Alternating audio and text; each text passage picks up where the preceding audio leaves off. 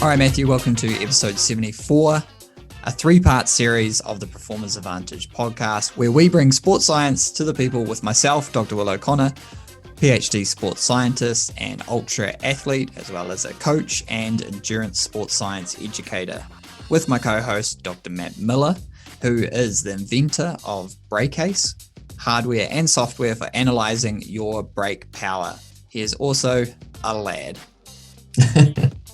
Thanks for the introduction, Will. It's good to streamline it. Yeah. So we have a three-part series around biking power meters, cycling, mountain biking, power. It is the hot topic in the cycling bike two-wheel world, and there's a lot to cover. So we'll split this one up into three parts. We've got, the introduction, picking a power meter, making sure you get the right one, which ones are the best, Matt's research study, which has been cited, numerous times around what power meters to get. Then it's about getting started. And then we've also got the third and final one around training with power. So we're setting you up pretty well here over these next three parts. Yeah, well, this follows on real nicely from the fundamentals of training with a mountain bike power meter course that we're just finishing up. Launches soon, so by the time all these three episodes are out, that course is going to be ready. We already have people signed up waiting to get on that course, and that was actually really fun. So we figured what we'd do is we'd go back and redo the podcast that we did. I think it was like episode 3 on training with a power meter. It was so long ago, and we've come a long way since then with the things that we know and the value that we're able to provide to our listeners. Our listener base has really grown. So we wanted to go back and do that again and kind of really get into the nitty gritty for you.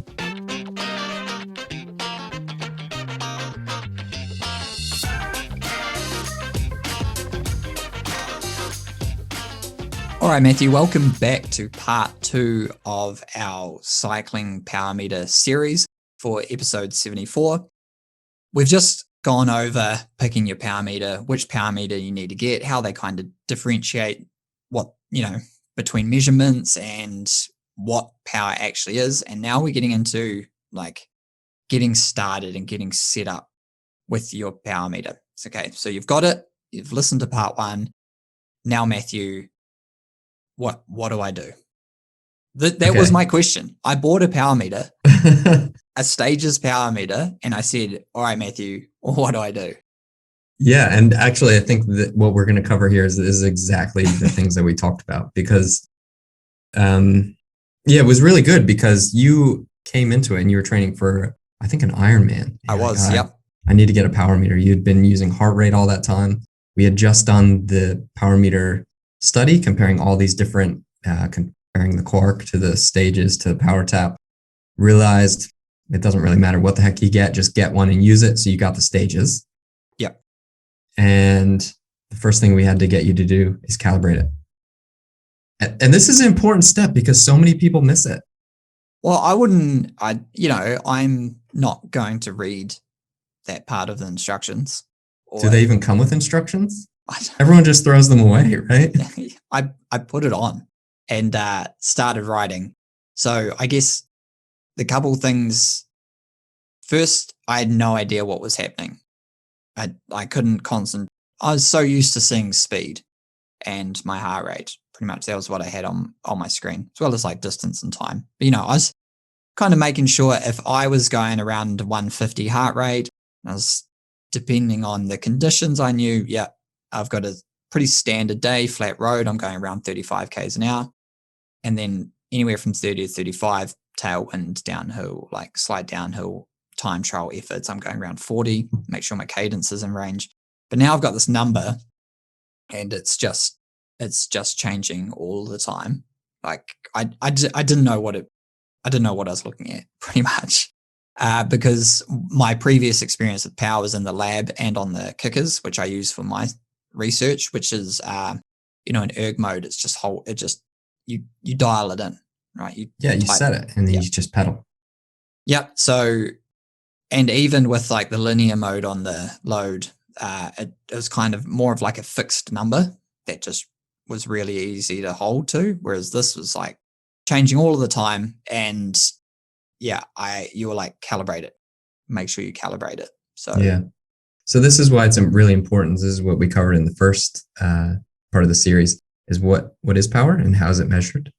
So you know that there's these little tiny, really sensitive strain gauges inside of the electronics that's measuring the flex in wherever the power is being measured. All right, so go check that out if you didn't listen to it. But these strain gauges are so sensitive. They're affected by temperature. They're affected by the weight of your leg just resting on it. It's measuring a torque anytime there's the slightest flex. That's why we can measure 50 watts, right? 50 watts is almost no effort, but you can measure that with your power meter because it's super sensitive. Now, the problem is when you get your power meter and you turn it on, you start pedaling, it's basically saying when you turn it on, this is 0. Okay. And then there's some known values programmed into the electronics. And then that means that any value in between 0 and the programmed value and above the programmed value, we know what the actual torque is. But if we don't know the right 0, we're going to get wacky numbers all the way throughout.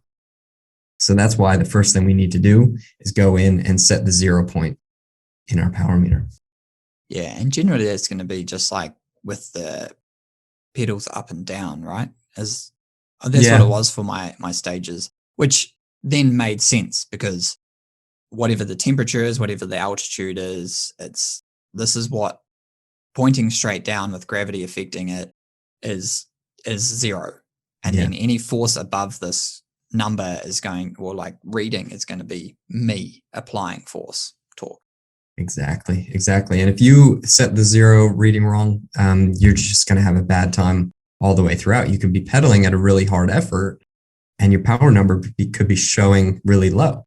And this was the mistake I made the first power tap I ever had. I don't think I calibrated for the first 8 months until my friend was like, have you ever zeroed your power meter? Like, no, how do you do that? So yeah, I didn't know, it didn't tell you had to zero it or anything like that, but it affected all my readings. Once I finally zeroed it, started zeroing it every ride, I started to get totally different numbers. I was like, oh, actually I'm going pretty good. Whereas before it was a problem. And we have this the same thing comes up with all my athletes. I'm like, hey, have you calibrated your power meter? Like, no. Like, well, we need to be doing that every ride because, this is the reason it's always changing. We need to say that this is 0 so we get accurate numbers. Now, if we're basing our season on this power number and how we're performing and it's wrong, well, we might as well just not really have it. So let's get it right, get it calibrated every single ride. Okay. So, yeah, I have some athletes that actually calibrate every time they stop. So, you can get that crazy because there is drift in electronics. Yeah, sure. So, if there's if it begins to heat up and you got to think you're dealing with a strain gauge and a metal or alloy, and that alloy starts to become more pliable over time, then yeah, sure, I can see how the reading could be slightly skewed. A lot of them have temperature compensation in now, so it's not as big of an issue, but definitely calibrate every ride. So that's step 1. Yeah. Step 2, I think it's kind of what I had mentioned to you, is it, where there's this number that floats around everywhere? Yeah, it bounces around a lot, especially when you first yes, get because it. you said, okay, put 3-second averaging on. Yeah, I've really gone away from 3-second averaging. Ooh, okay. But so when you're that number changes every second because what the electronics are doing is it's constantly measuring torque and then sending to your computer and display unit. This is the average of this power for the last second. So it changes every single second. Now, if you're pedaling and not pedaling very smoothly, it's going to change all the time. It could read 75, then it could read 300, then it could read 250. Well, you just think about being in a bunch, or riding with someone who's controlling your pace. So you don't want to ride up the back of them, and then you don't want to drop off, and then it's continuously changing. Yeah, it is. And that's how we're really used to pedaling. I think now that Zwift and training indoors is getting to be a little bit more popular, we're all a lot more used to being able to produce a smooth power stroke and to be able to pedal consistently. So we're getting better at that. But I think for most people, when they first get their power meter, especially mountain bikers, and they go head out to the trail, it's just going to be all over the place. And that's just how it is. So the reason that we suggested to put 3-second averaging is because that number's only going to change every 3 seconds. But the issue that we found is that if you're only looking at that number every 3 seconds, there could be a lot of change that's happening within those 3 seconds. So it could be 75, 300, 250. And you would never know because the number that it would show would be, 225 or something like that. Yeah. Because it's the average across those 3 seconds. So you don't ever, you're not ever given the feedback that you had a second where you were at 75 watts. So what we do is we just show power, and that's power every second. Okay. So, but how should I digest these numbers? So it takes time. It really takes time to be able to not only, mostly it takes time to be able to produce a consistent measurement. So what I normally do is we'll do like a hill climb on a road or something like that. So even for mountain bikers, we'll go out and we'll do a hill climb and we'll push lap power. So we'll set a window on our Garmin, for example, to show average power for that lap. So as you get started, push lap power and you start pedaling. And then what it's showing is the average power until you push the lap button again, right? So you'll have a target in mind and you'll have that average that you've been producing and you try and pedal at that average for the entire time. Yeah, gotcha. Yeah, and so that's going to have real time and average is going to allow me, like, if I'm aiming for 300 watts for whatever amount of time, and I just looked at average, I could go 350 all the way down to 250 and split that in half, right? Like just do a really poorly based effort. Whereas if I'm looking and I'm like, okay, I'm at 350, I need to chill out a little bit. Now I'm down, or 280. Okay, I need to push a little bit harder because it takes you a couple minutes, to find that sweet spot. But the average is going to keep reading, or at least producing that overall average for that lap or interval generally. Interval is another thing that's called. So that's a really good way to get used to pedaling nice and steady. And you'll notice that even if you're pedaling as steady as possible, that number's still going to change a lot. Yeah. But the more that you practice, the better you get at keeping that number really steady. So I've been training with power for a pretty long time. Now, when I go out to do a climb, I'm going to be like my power line is pretty flat. Cool. Like it's about as consistent, not to toot my own horn, but I've been doing it a while. Like I know how to pedal smoothly. I know how to hold back my effort when the terrain is forcing me to put in a little bit more, right? And that's where we really find ourselves in trouble. Like you tell someone to go out and do an easy 200 watt ride, they're going to do 300 watts on every single hill because they feel like they're going backwards. But the more you practice and the better you get at it, you're going to be able to do 200 watts up every hill because you're going to be okay with going a little bit slower. And that's really what it comes down to when we're training a specific energy system within a session. All right. And that leads pretty well on to like the benchmark testing. Right. So we kind of set up and we've been riding around. I think I rode around for a week or so, just figuring it all out, getting an idea around it. It's getting that, like even just my Garmin screens set up to show all this stuff, it takes a little bit. And that was the next, you said, you got to do some testing. Yeah. So anyone who's cycling has probably heard of this term FTP. So I would go out and do an FTP test. Yeah. So functional threshold power. Yeah. Should we get into what FTP is? Just a little bit, I think. Yeah. Yeah. It's a big topic. So we did an episode on the lactate threshold and we talked about the science of the lactate threshold. So we'll link that below actually, because that was really good. That's actually one of our most downloaded episodes. So FTP is a field test that's made to represent the lactate threshold. So FTP represents what you can do aerobically, which is really important to know because every time you go above FTP, you're burning these matches that you can't really get back unless you coast for a really long time or stop and eat a burrito. So once we have this FTP number, we're aiming to constantly increase this because the longer we can stay aerobic within a ride, the better off we'll do. That's actually a kind of nice 1 minute summary of what the FTP is and why it's important. But it is important and it's something that we need to test. And that's where Power Meter becomes really, really handy because we can see when we go above it. Yeah, we can also use that as our reference point for applying zones and intervals, like intensities.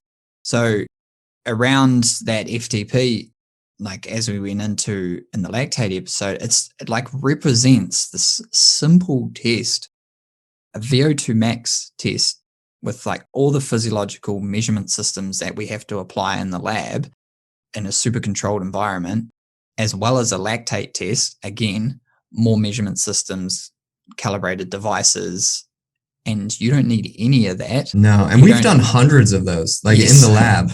Man, I don't even know how many, like let alone the ones that I've run, how many I've done myself. Like, and as scientists, we're saying, you don't need to do that. Just go test your FTP. It's way easier, way cheaper, and you get just as much information. Well, yeah, like if we want to go above and beyond, there's a few things that we can get in the lab that we can't get with our FTP test. But go do an FTP test. You're going to learn so much about yourself. Yeah. So what are we doing? Well, traditionally FTP is a 20-minute test. So you go as hard as you can go for 20 minutes, and then you take the average power and you multiply it by 0.95, and that is your new functional threshold power. This is the power that you could probably maintain for 1 hour. Now, 20 minutes, going hard for 20 minutes really sucks because that's a pretty long time to go as hard as you can go. You need to finish exhausted. It's really hard. And like the beautiful thing about FTP is that we use it to track progress. And it's really tough to get real motivated to go as hard as you can for 20 minutes, like 10 times a year. Like in addition to racing. Yeah. So I usually, cut that down. Like you can do an 8-minute test and multiply it by 0.9. And that's pretty close to like your 1 hour power as well. So I usually stick with that because that's a little bit easier to get athletes to repeat multiple times.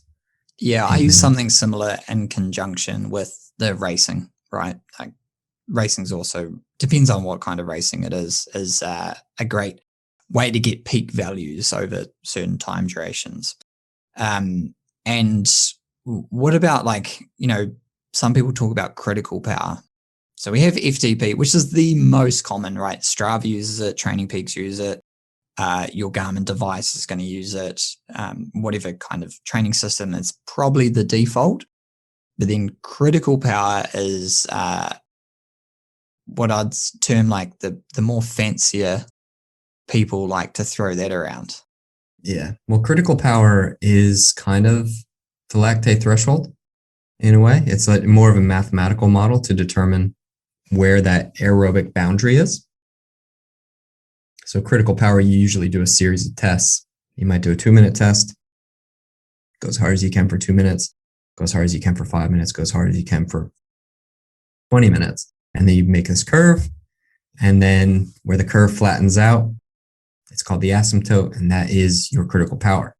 But the nice thing about this, that goes above and beyond what FTP shows you, is that when you do a critical power test, because you know what you've done in these really short durations, you can kind of calculate how long you can sustain any power level because you know this thing called your W prime, which is your anaerobic capacity as well. Now, we've tried a few different ways to do this. There's this 3-minute test, and we did that as part of my master's, where we tested everyone's critical power. And you could do it, you go all out for 3 minutes, starting at the highest power you can produce. And you then plateau at your critical power because you've totally exhausted your anaerobic capacity. But that's also really hard and it's not as reliable because it's so short. So I haven't really been using critical power as much lately. I've been sticking with the things that are much more easy to track. And those for me have been the peak power outputs that Training Peaks just shows as a default. So that's your 5 second, 1 minute, 5 minute, 20 minute power outputs.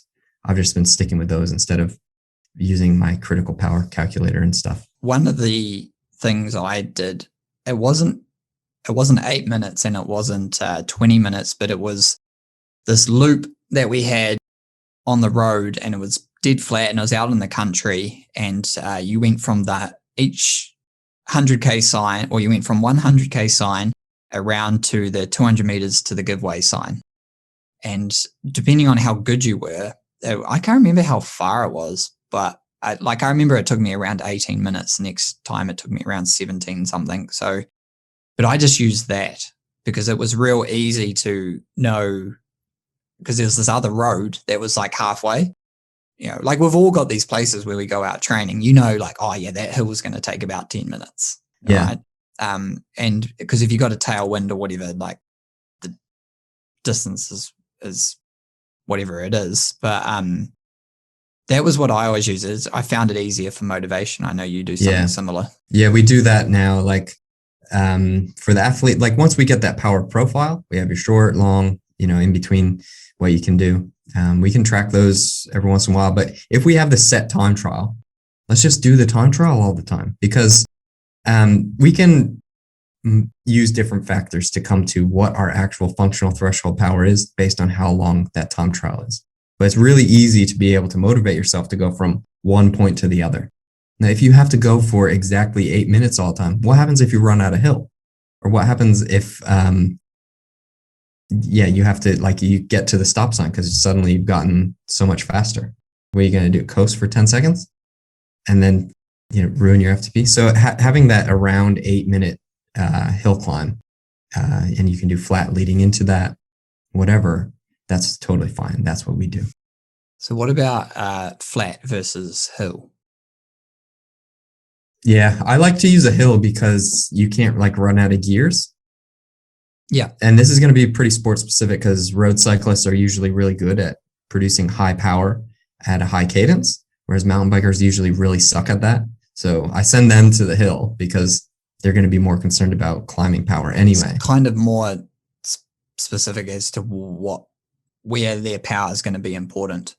Whereas road cycling and definitely triathlon, you're going to apply a lot of power on the flat and need to know, you know, if you're in a breakaway or something, where that reference point is, as opposed to, you know, I know when you're on the hill, often it's at a lower cadence, and then a lower cadence allows a larger time period to apply force or torque.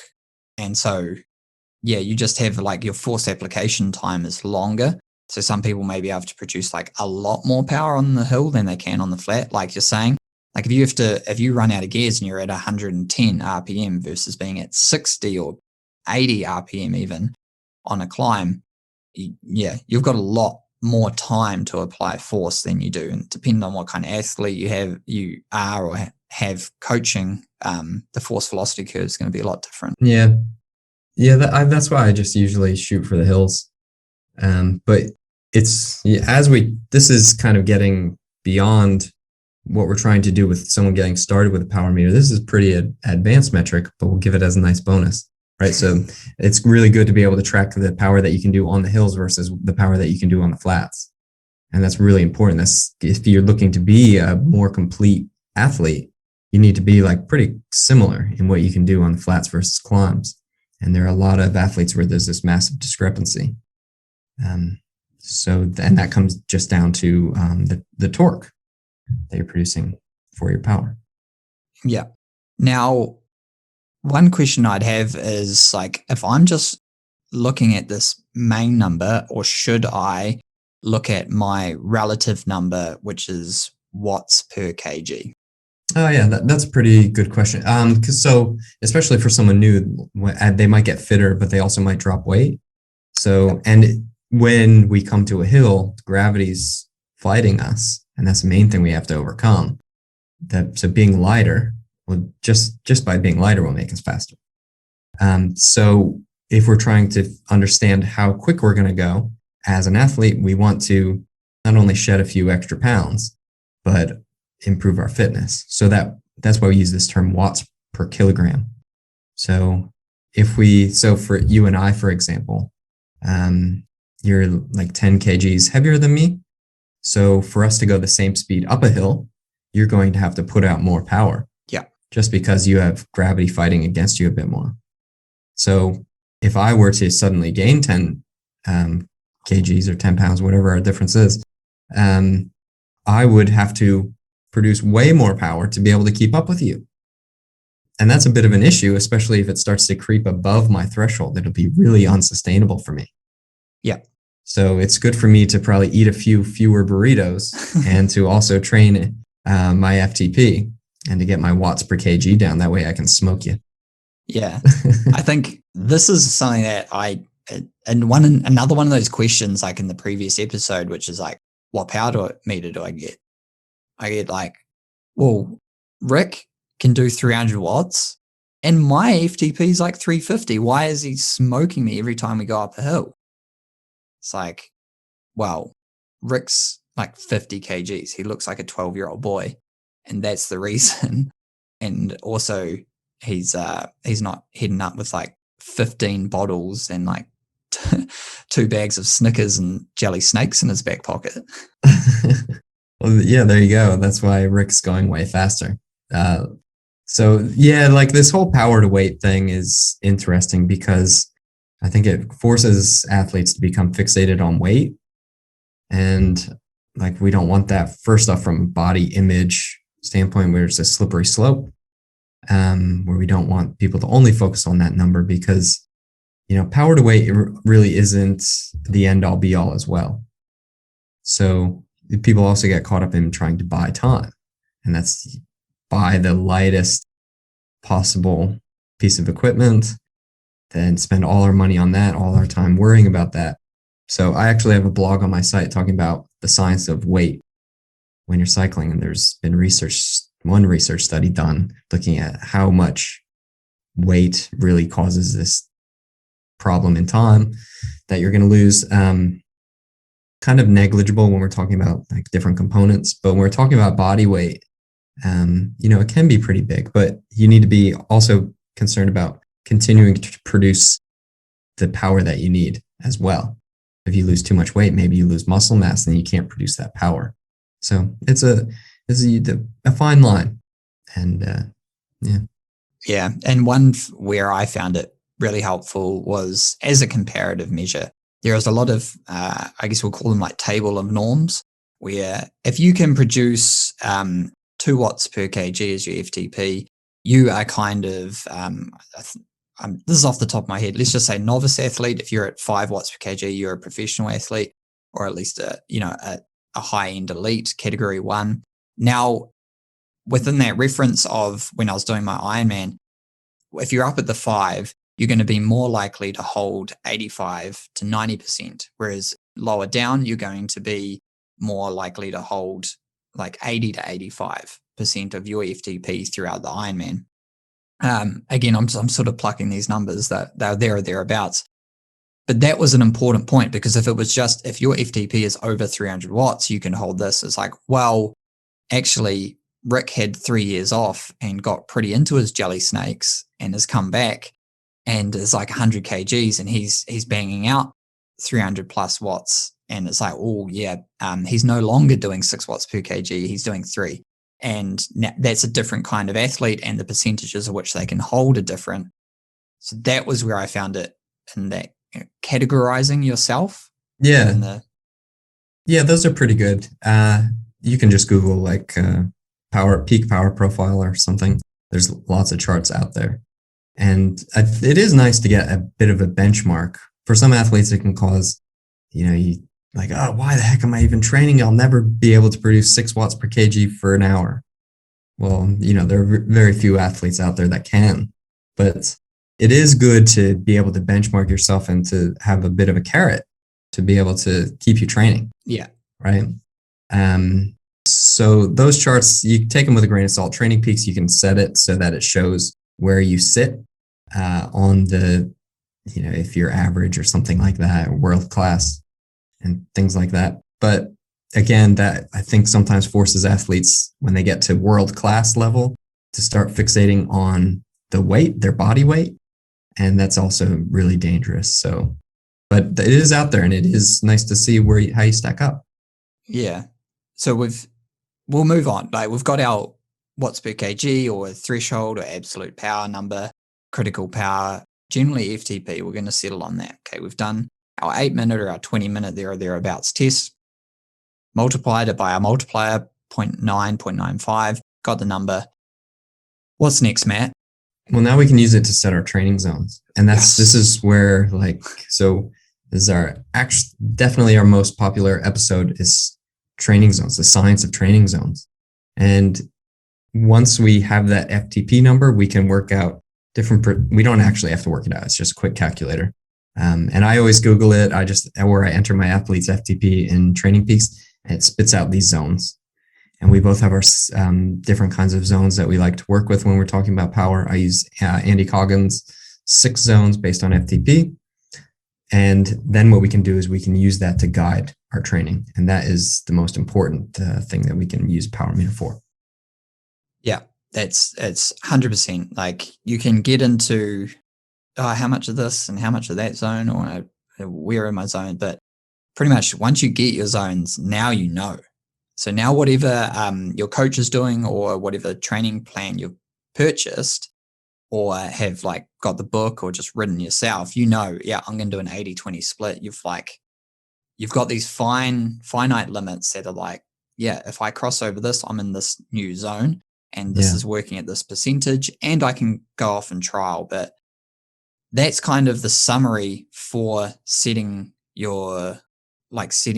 up your power meter. Like you get in, you get it calibrated, you get your Garmin, like your screens set up, you do your testing, you set your zones, and now you're ready to like really get training and racing, which is going to be part 3. So make sure you stay tuned for that.